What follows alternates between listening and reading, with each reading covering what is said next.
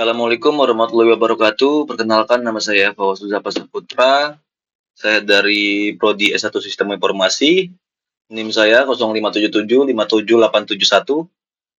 Saya dari UPPJJ Bogor. Untuk video kali ini saya ingin mempresentasikan tugas praktik 2 dari mata kuliah pemrograman berbasis desktop, yaitu membuat aplikasi restoran sederhana menggunakan teknologi Java dan metode keputusan seperti if dan switch case.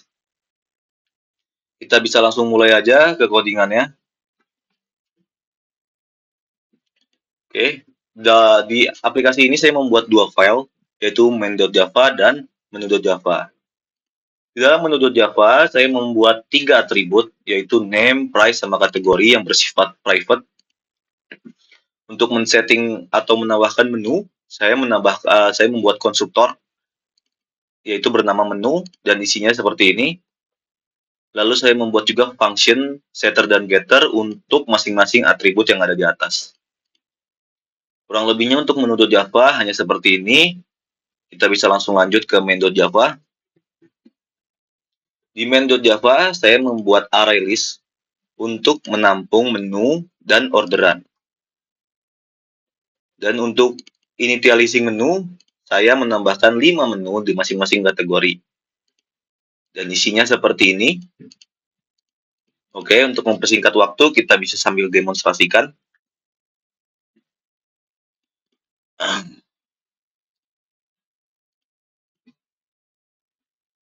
Oke, untuk pertama-tama yang dijalankan oleh sistem adalah function show main menu.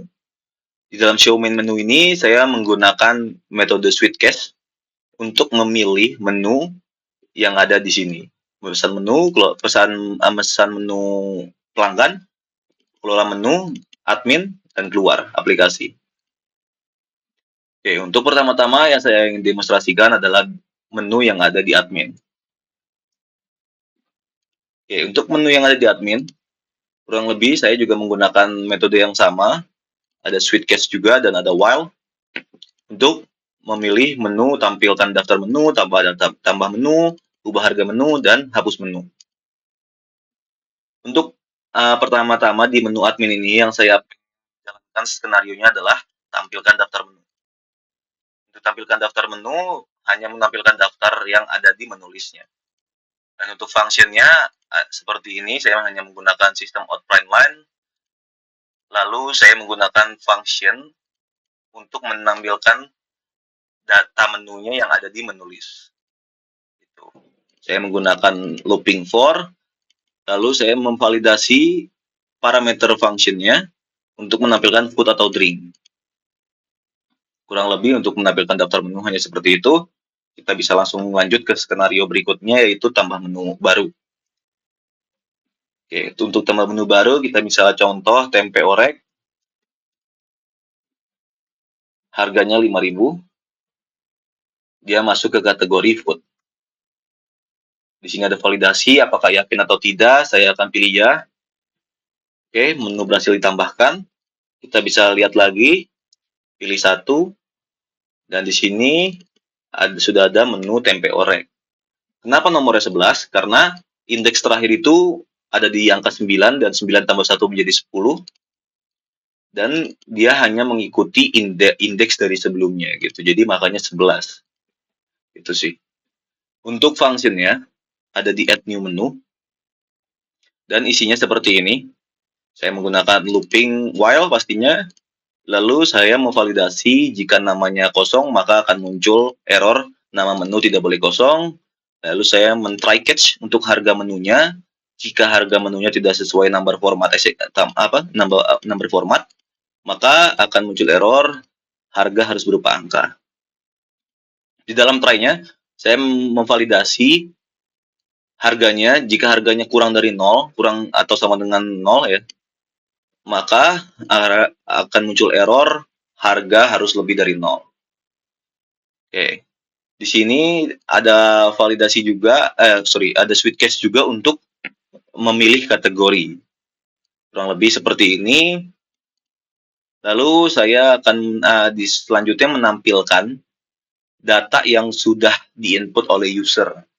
dan memvalidasi apakah yakin ingin menambahkan atau tidak. Jika isinya ya, maka dia akan menambahkan menu yang sudah ditambahkan ke array list yang ada di atas ini. Gitu. Jika tidak, maka akan kembali ke menu admin atau dibatalkan ya. Gitu sih. Untuk add new menu kurang lebih seperti itu flow-nya. Kita bisa langsung lanjut ke skenario berikutnya, yaitu ubah harga menu. Di sini saya contohnya ingin mengubah harga tempe orek yang barusan saya input ya. Oke, harganya misalnya harga tadinya 5.000, sekarang masuk 7.000. Yakin atau tidak? Ya. Oke, harga menu berhasil diubah. Kita lihat, pilih satu. Tempe orek sudah berhasil diubah menjadi 7.000. Untuk functionnya ada di change menu price. Dan isinya seperti ini. Saya men-try catch input nomor menu yang sudah diisi ya. Jika tidak sesuai dengan number format exception-nya itu, maka akan muncul error input tidak valid.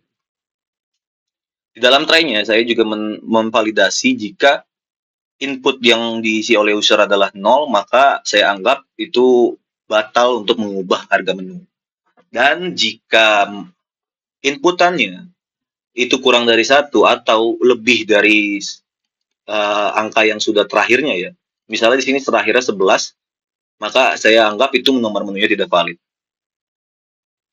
Dan selanjutnya saya menampilkan menu yang dipilih oleh user, lalu saya memvalidasi melalui try catch ya, untuk harganya. Jika harganya tidak sesuai format number, maka harga akan muncul error, harga harus berupa angka. Gitu. Di dalam try-nya saya juga memvalidasi harganya jika kurang dari 0, maka muncul error juga sama seperti yang tadi tambah menu ya. Gitu. Jadi untuk selanjutnya saya juga menampilkan menu harga yang di input sebelumnya sama harga barunya gitu. Lalu saya memvalidasi apakah yakin atau tidak. Jika ya, maka harganya diperbarui. Jika tidak, saya anggap itu tidak jadi untuk ubah harga ya. Gitu. Untuk change menu price hanya segitu skenarionya. Kita bisa langsung lanjut ke skenario berikutnya, yaitu hapus menu.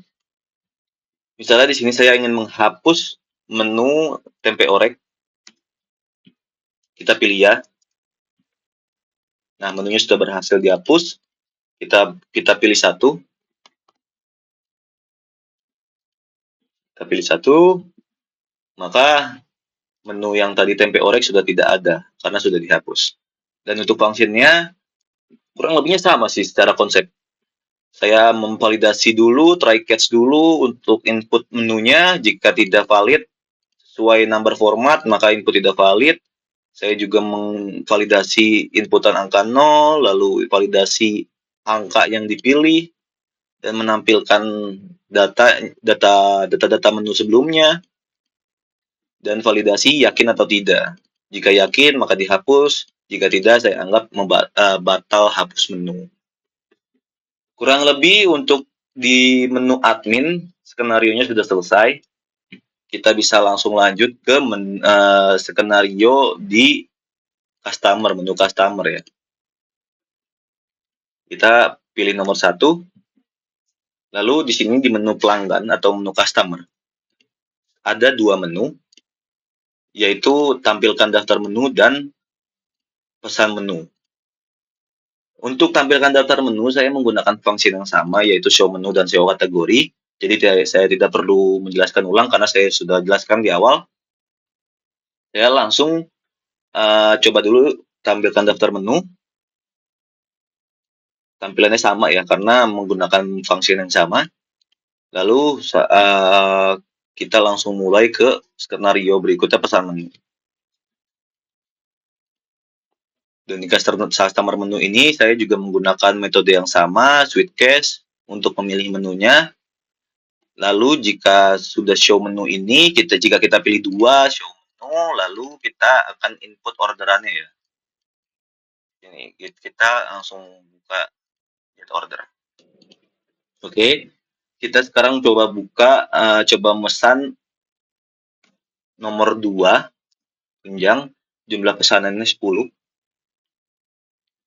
Oke, pesanan berikutnya,